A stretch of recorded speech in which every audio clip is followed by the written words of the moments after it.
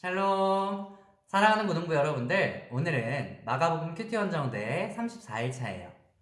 포도밭 소작인의 비유라는 제목으로 마가복음 12장 1절에서 12절까지의 말씀을 함께 나눠볼게요. 지난 시간에는 예수님이 그분의 권세에 관해 유대 종교 지도자들과 논쟁을 하신 이야기를 나눠보았어요. 오늘은 권위를 가지고 논쟁을 걸어왔던 유대 종교 지도자들에게 포도밭 소작인 비유를 들려주신 이야기를 나눠볼게요. 비유의 내용은 이랬어요. 집 주인이 한 명 있었는데 그가 포도밭을 만들었어요. 울타리도 만들고 땅을 파서 포도즙을 짜는 틀도 만들었어요. 들짐승이 포도를 다 먹어버리지 않도록 감시하기 위해 망대라고 해서 높은 탑도 만들었어요. 밭을 빌려서 농사를 짓고 곡식 또는 열매를 거둘 때 그 일부를 새로 주는 사람을 소작인이라고 하는데요. 주인은 그 포도밭을 소작인에게 새로 주고 멀리 떠났어요. 열매를 거둘 때가 돼서 그 주인은 세를 받기 위해 종들을 보냈어요. 그 소작인들, 다시 말해서 농부들이 그 종을 엄청 때리고 그냥 돌려보냈어요. 그래서 주인은 다른 종을 보내는데 그들은 그의 종의 머리에 상처를 내며 능욕을 했어요. 또 다른 종을 보내는데 소용이 없었어요. 그를 죽이고 다른 종들 또한 심하게 때리거나 죽였어요. 그 주인은 마지막으로 기회를 주었어요. 바로 그가 사랑하는 아들을 보낸 것이었어요. 내 아들에게는 존중해 주겠지? 하지만 그 소작인들은 그 아들을 보며 이 아들은 아버지의 유산을 상속받지? 이 아들을 죽이면 우리가 그 유산을 모두 가질 수 있을 거야 하고 그 아들을 죽였어요. 결국 그 주인은 그 소작인들을 심판하고 다른 소작인들에게 그 밭을 넘겨줬어요. 이 비유에서 포도밭은 이스라엘을, 포도밭 주인은 하나님을, 소작인들은 이스라엘 종교 지도자들을, 종들은 선지자들을, 그리고 주인의 아들은 예수 그리스도를 의미해요.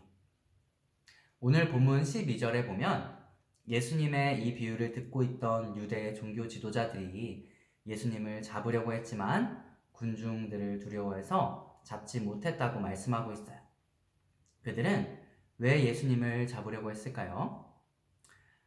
그들이 이 비유의 배경이 되는 이사야 5장의 포도원의 노래를 알고 있었기 때문이에요.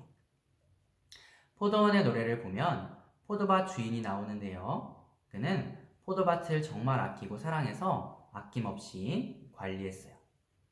당연히 좋은 포도가 나올 거라고 예상했겠죠. 하지만 이사야 5장 2절에 보면 들포도가 나왔다고 말씀하고 있어요.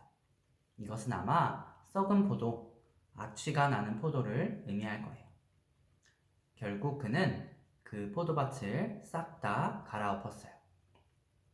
포도밭 주인은 하나님을 의미하고 포도밭은 이스라엘을 의미해요. 포도원의 노래는 당시에 하나님을 배신하고 우상 숭배를 하는 유다 백성들과 연약한 사람들을 괴롭히고 공의와 정의라고는 눈꼽만큼도 찾아볼 수 없는 유다 백성들을 향한 하나님의 심판의 메시지인 거예요. 예수님의 이 비유를 듣고 있던 유대 종교 지도자들은 딱 이 심판의 메시지가 생각이 났을 거예요. 이거 우리한테 심판받을 거라는 메시지네. 그래서 그들은 화가 나서 예수님을 잡으려고 했던 거예요. 예수님이 포도밭 소작인의 비유를 마무리하시며 10절과 11절에서 건축자들이 버린 돌이 모퉁이의 머릿돌이 되었다고 말씀하시는데요. 이것은 시편 118편 22에서 23절 말씀을 인용하신 부분이에요. 건축자들이 하찮게 여겨 버린 돌이 결국 매우 중요한 기초석이 되었다는 의미예요. 바로 유대인들이 하나님의 아들 예수 그리스도를 몰라보고 그를 능욕하고 십자가에 달아 죽였지만 결국 예수님은 인류를 구원하신 구원자가 되셨어요.